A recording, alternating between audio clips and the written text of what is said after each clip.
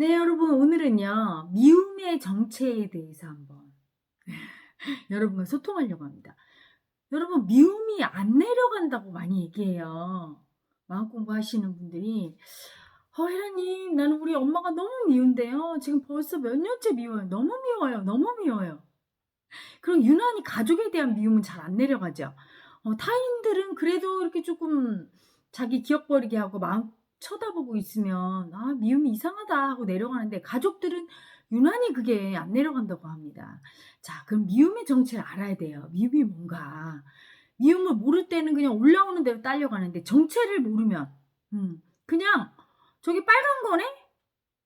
이거보다는 저게 빨간 리본이네? 이게 좀 더 구체적이죠. 저게 빨간 리본인데 밑에 방울 같은 게 달렸네? 이렇게 좀 더 구체적으로 세밀하게 알수록 그 대상을 딱 포착하듯이, 미움도 그 미움이 왜 일어나고 나를 왜 어떻게 속이는지를 알면 그 정체를 꿰뚫어 볼 때 그 마음 파동은 내려가는 거예요. 꿰뚫어 보지 않으면 단순히 미움 이럴 때는 그게 너무 당연한 것처럼 느껴지잖아요. 자, 미움은요, 자기 수치를 안 보려고 할 때 일어나는 마음입니다. 수치를 안 느끼려고 할 때, 그리고 수치가 느껴질 때 이 수치가 내 수치라고 생각 안 하고 상대방의 수치야 이렇게 생각하면서 수치를 떨고 있는 상태가, 수치와 미움, 수치를 인정 안 하면 수치와 하나 됩니다. 수치스러운 짓 중에 1호가 미움 쓰는 거예요. 여러분, 남을 사랑하는 사람이 자랑스러운 사람입니까? 남을 미워하는 사람이 자랑스러운 사람입니까? 남을 사랑하는 사람이 자랑스럽고 남을 미워하는 사람은 수치스러운 사람이에요. 수치와 하나 돼버려. 수치를 인정 안 하니까. 그러면 수치를 어떻게 인정 안 하니까 하나 돼버리느냐. 내 모습, 마음속에 내 모습을 상대가 보여줄 때 그게 너무 수치스러워. 그러니까 미움을 쓰는 거예요. 예를 들어, 저 사람 왜 이렇게 이기적이야? 이렇게 미워합니다. 이러면서 이기적인 사람은 미움받는 게 당연하다고 느껴. 왜 당연해요. 귀여운데? 이기적인 사람 귀여워요. 여러분, 애기들이 이기적으로 엄마 내가 다 먹을 거야 이럴 때 애기들은 왜 귀여워요? 이기심을 인정하고 쓰니까. 그리고 애기니까. 근데 어른이 막 나 못 먹게 하고 다 혼자 먹으려고 이기심 쓰면, 여러분, 그거 왜 미워요? 이기심을 쓰는 게 수치 애고예요. 수치스러운 애고죠. 근데 그 수치를 인정 안 하고 수치를 모르는 채 그냥 이기심을 써버리니까, 아이들은 일단 수치가 생기기 이전에 수치를 모를 때 그 이기심을 쓰거든요. 그러니까 덜 미운데, 아이 중에서도 굉장히 미운 아기는 뭐예요? 이기심 쓸 때 미운 아기? 얄밉다 그러죠? 이미 수치를 아는 거야, 몸이. 또는 엄마 아빠한테 유전인자로 수치심을 많이 받은 아기는 수치가 있죠. 그러면 그 미움을 저절로 올라오게 해요, 수치는.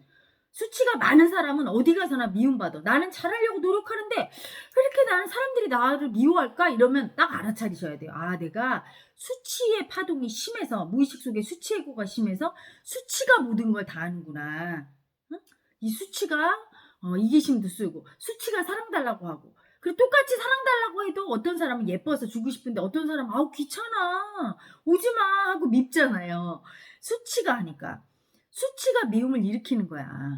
응? 그래서 그 수치가 자기 속에도 있으니까 미움을 일으키지. 그 미워하는 그 에고도 똑같이 수치인 거예요. 똑같이 수치인데 이 수치를 인정 안 하려고, 이 수치를 안 느끼려고 하는 거지. 느끼면, 이기심 쓰는 사람 보고 수치스러워 이렇게 느끼면, 그러면 죽어요. 느껴주고, 저렇게 이기심을 쓰는 사람이 수치스럽게 느껴지는 이 내가 수치스러운 이기심의 애고구나. 똑같은 이기심의 수치가 있어서 반응에 공명하는구나. 이렇게 알아차리면 얘가 죽지요. 그런데 이 수치로 들어가면 수치 애고가 어떻게 되죠? 죽잖아. 인정을 하면 있네. 수치 있네. 그리고 느끼면 죽으니까 이거 못 알아채게 하려고 바로 미움을 쓰면서 저 사람 왜 이렇게 이기적이야? 하면서 딱 미워하면서 저 사람과 나는 달라 이렇게. 여러분, 미움 쓸 때 제일 먼저 오는 생각이 뭐예요? 분별심, 달라. 이게 진짜 미움이에요. 다르다고 생각할 때. 정말 미움이에요. 다르지 않아요. 우주 천지 만물은 다 하나에서 나왔고, 우리 본래, 본성, 참나, 그 하나에서 나왔고, 그 하나가 뭐냐면 사랑이에요. 우리 모두 하나인 사랑에서 나왔어. 그런데 그걸 달라, 너랑 나랑은 종이 달라, 근본이 달라. 나는 너처럼 수치스럽고 이기적인 애가 아니야. 이럴 때 이미 그게 수치예요. 진리를 모르니까. 하나에서 나왔는데 아니라고. 너와 나는 다르다고. 뭐가 달라요? 응? 그게 미움이에요. 미움이 자기 수치 안 보려는 게 미움이에요. 수치를 안 느끼려고 해. 모든 인간이 가장 싫어하는 마음이 수치예요. 그래서 엄마 아빠 수치스러우면 학교는 오지 마 막 이러잖아요. 어? 저도 어렸을 때 저희 엄마가 수치가 심했거든요. 막 5천 원짜리 파마하고 몸빼바지 입고 오면 막 그날 엄마 미워했어. 엄마가 오면 내 수치가 건드려지거든. 무의식 속에 엄마 수치와 내 수치는 똑같이 수치 애고가 있죠. 그래서 엄마가 올 때 막 너무 수치스러워. 저렇게 파마 머리 한 것도 수치스럽고 몸빼 입은 것도 수치스럽고. 응? 그래서 막 미움이 올라와. 수치 안 느끼려고. 왜 왔어 학교에 막 이래요. 아유 철이 없었지 내가. 그쵸? 근데 마음 공부하고 나서 제 수치를 보고 인정하고 이러다 보니까 지금 엄마를 떠올리면 수치스러운 게 아니라 너무 귀엽고 너무 사랑스러운데 얼마나 사랑받고 싶었을까 딸한테. 그쵸? 그 엄마 마음도 몰라주고 얼마나 딸이 야속했을까. 불쌍하고 그렇게 한 제 자신이 아유 철이 없었구나 싶어요. 근데 그 당시에는 그냥 올라오는 걸 이 미움이 뭔지를 아무도 안 가르쳐줘. 수치스러운 내 모습을 엄마를 통해서 보면서 이 수치를 절대 안 느끼려. 느껴야 죽거든요. 이게 죽으면 엄마의 수치스러운 모습이 더 이상 수치가 아님을 알게 돼요. 그때 비로소 수치 애고가 내가 딱 죽으면 엄마 그 모습이 수치스러운 게 아니라 우리 엄마가 나를 조금 좋은 거 먹이려고 저렇게 5천 원짜리 파마하고 저러고 다니는구나. 에이그 딱해라. 이렇게 측은지심의 눈으로 보게 되는데 수치가 있으면 그냥 오직 미움이 일어나는 거야. 그래서 미움이 일어날 때 여러분 자꾸 상대가 뭔가 미운 짓 해서 그랬다고 밖을 볼 때 절대 이 마음은 죽지 않아요. 이 에고는 내려가지 않는단 말이야. 돌이켜봐. 이렇게 미워하는 놈이 누군가 상대를 통해 내 수치를 인정 안 하려는 에고예요. 또 그 미움이 어디서 올라오죠? 옳다 그러다 판단하면서 올라오는데 내 수치 안 보려고 상대를 수치 주고 있는 에고예요. 예를 들어 엄마가 많이 심부름도 시키고 많이 일을 시켰어. 그랬을 때 이렇게 판단하죠. 다른 집 엄마들은 제대로 안 시키는데 공부해야 되는데 우리 엄마는 왜 이렇게 일을 많이 시켜? 우리 엄마 나쁜 엄마. 판단해. 내 말도 안 들어주는 엄마. 나 싫다는데 자꾸 시키는 엄마. 하면서 미워합니다. 분별심 쓰면서. 그렇게 엄마를 미워하는 이 애고가 수치예요. 왜요? 엄마가 나한테 싫어하는 거 안 시키고 일을 안 시켜야 된다고 그게 옳다고 어디에 써 있습니까? 엄마가 일 좀 시키면 안 됩니까? 엄마가 좀 힘들게 하면 안 됩니까? 낳아줬는데? 내 자식인데? 좀 그렇게 하면 안 돼요? 엄마는 무조건 내가 원하는 대로 다 들어줘야 됩니까? 그렇죠. 내가 무조건 맞다고 하면서 상대 마음 전혀 이해 안 하잖아요. 엄마의 마음 이해 안 하고 그렇게 이해 안 해주면서 엄마가 내 뜻대로 다 하라고 하는 그 애고가 수치예요. 자기는 완벽한 자식인가요? 모든 걸 다 엄마 뜻에 맞춰줬어? 아니잖아. 그렇죠. 그런데 네가 내 뜻대로 안 해줬다고 지적하고 미워하는 이 애고가 수치죠. 그리고 엄마와 자식이 서로 논쟁이 붙었을 때 누가 양보해야 돼? 별거 아닌 거면 치명적으로 인생에서 예를 들어 내가 꼭 대학에 가야 돼. 근데 엄마가 못 가게 했어. 이런 건 몰라도 그런 거라 할지라도 여러분 미움을 쓰면 안 돼요. 제가 미움 쓰지 말라는 얘기는 무조건 내하라는 얘기가 아니에요. 미움의 살기. 표현함에 있어서 미움의 살기를 쓰면 안 된다는 얘기예요. 엄마 저 내일 시험인데 이거 이따가 하면 안 될까요? 내일 끝나고 하면 안 될까요? 이렇게 공손히 얘기할 수 있는데 그런 표현은 자유죠. 그걸 해야 되죠. 말 안 하고 참지 말고. 하지만 미움 올라오면 여러분 어떻게 합니까? 엄마는 진짜 말이지. 내비도 다른 엄마를 하면서 막 미움을 쓰면서 이게 수치인 줄 몰라요. 어마어마한 수치지. 이 세상에 내가 미워할 권리를 가진 존재는 아무도 없어요. 응? 오직 용서하고 이해하고 사랑할 존재만 존재하지 내가 미움 써도 된다고 허락받은 존재는 없는 것이야. 여러분 그걸 알아야 돼요. 응? 남의 마음을 서운하게 미움을 쓰면 그대로 돌려봤는데 아니 내가 미움이 좋지 않으면서 상대한테 왜 씁니까? 그렇죠? 잘못을 지적해 주는 거와 미움 쓰는 건 달라요. 잘못을 지적해 주는 건 그 사람 고통당할까 봐 내가 말해 주죠. 또는 내 의견을 얘기하는 건 미움이 아니에요. 의견이 반대된다고 해서 그 사람과 내가 다르다고 해서 내가 그 사람을 미워하는 건가요? 다를 수 있잖아. 다름을 받아들이고 미워하지 않고 조곤조곤 얘기하면 되는데 막 미움을 써. 그게 수치예요. 사랑을 못 쓰고. 응? 그 표현법을 꺾는다는 건 그 미움을 꺾는 걸 얘기하는 겁니다. 무조건 네 엄마, 무조건 엄마가 여기 가라, 네 저렇게 해라, 네 이러라는 게 아니에요. 어? 엄마가 내가 싫은 걸 시키거나 나와 의견이 다를 때 미움이 올라올 때 이 미움이 수치다 이 말이야. 우리 엄마를, 낳아준 엄마를 왜 미워해? 다르다고 해서, 내가 원하지 않는 걸 시킨다고 해서 미워하는 게 이상하다는 걸 알아야 돼. 그때 판단하면서 분별심으로 너는 틀리고 나는 맞았어 할 때 틀리고 맞음이 없는 거예요. 미움을 쓰려고 그 미움의 애고가 수치 떨려고 그렇게 분별심 쓰고 선악 판단을 쓴다는 걸 알아차리고 미움이 올라왔을 때 이 미움의 살기를 꺾고 공손하게 엄마 제가 오늘은 이러이러해서 내일 하면 안 될까요? 이렇게 한다면 미움만 안 쓰면 엄마도 내려가죠. 알았어 이렇게 내려가죠. 근데 내가 막 엄마는 막 이렇게 쓰면 얘 안 할래 이렇게 엄마도 미움이 올라오면서 공명하지 항상 공명작용이에요. 확 써버린단 말이지. 응? 그래서 미움이 수치인 거예요. 저 사람이 내 뜻대로 안 해준다고 미움이 올라올 때 또는 내 판단에 이게 맞다고 아니 내 판단이 무조건 맞다고 헌법에 있으니까 민법에 있으니까 왜 내 판단이 맞다고 생각했고 여러분 그게 이상하다는 거 모르겠어요? 모든 사람마다 다 자기 의견이 다른데 누가 맞아요? 다 달라요. 다 인정해야 돼. 단 다르다고 해서 미움을 쓰는 자체가 수치예요. 다름을 인정 못하고 아 당신은 그렇게 생각합니까? 내 의견은 이런데요. 이래야 되는 거잖아요. 지적도 미움으로 하는 게 아니라 고통받을까 봐 걱정되니까 해주면 그걸 또 사랑으로 받아야 되는데 네가 나 미워하니? 이렇게 받을 때 그게 수치거든요. 미움의 살기를 쓸 때. 그래서 미움은 뭐냐? 그렇게 미움 쓰는 자기의 수치로 안 들어가려고 내가 이게 얼마나 수치스러운 존재의 수치를 떨고 있는지 모를 때 미움을 쓰는 거예요. 제가 어떤 식당에 갔다가 정말 그냥 혀를 차는 일을 제 눈으로 봤어요. 대학생이래요. 그것도 꽤 명문대인가 봐. 우리나라 명문대라는데 정말 그 식당에서 그렇게 하고 싶나요? 엄마 아빠한테 바락바락 대드는 거예요. 너무너무 그 불손하고 무례하게 엄마 아빠를 왜 이렇게 무시하는 말투로 뭘 알아? 엄마 아빠가 뭐 이런 식으로 하니까 엄마 아빠가 막 쩔쩔매는 거예요. 근데 그 식당에 모든 사람들이 이렇게 쳐다보면서 세상에 명문대생이 존경스러울까요? 근데 본인은 자기가 맞다고 생각하니까 내 태도를 못 보잖아요.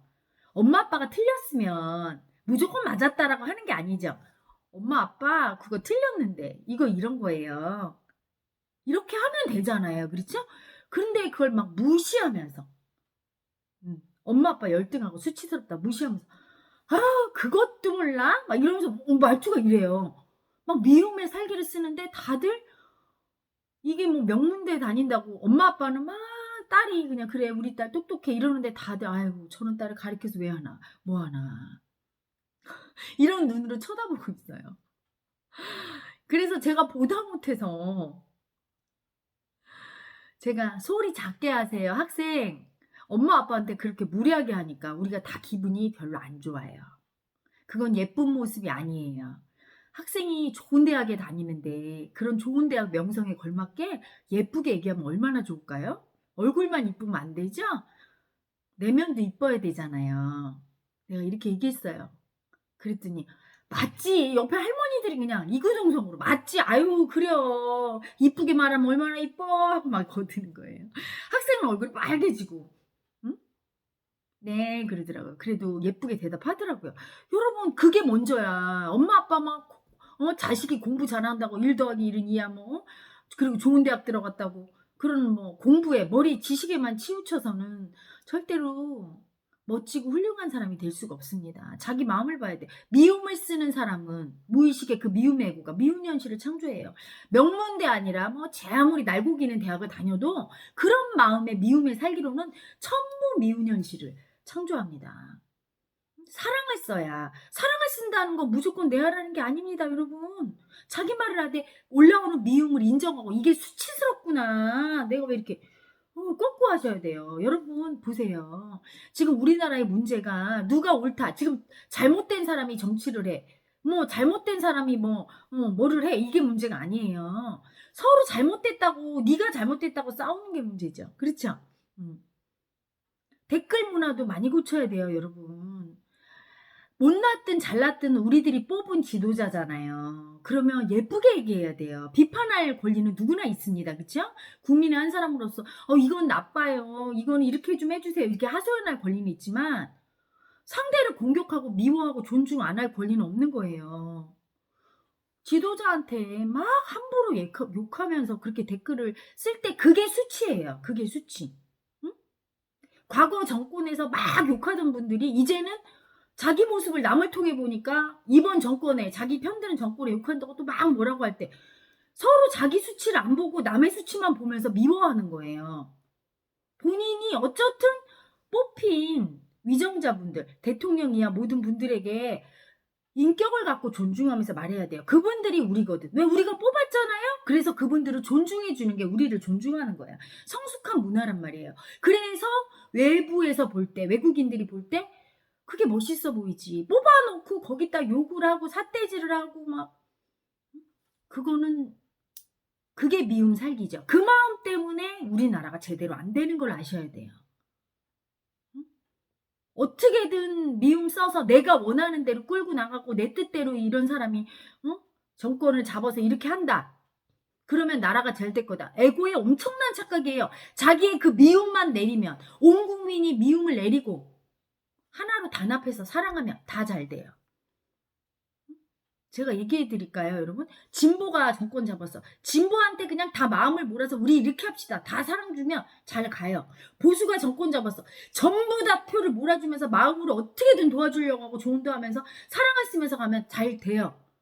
방법만 다른 거야. 사랑이 붙으면 다 잘 되게 돼 있어요.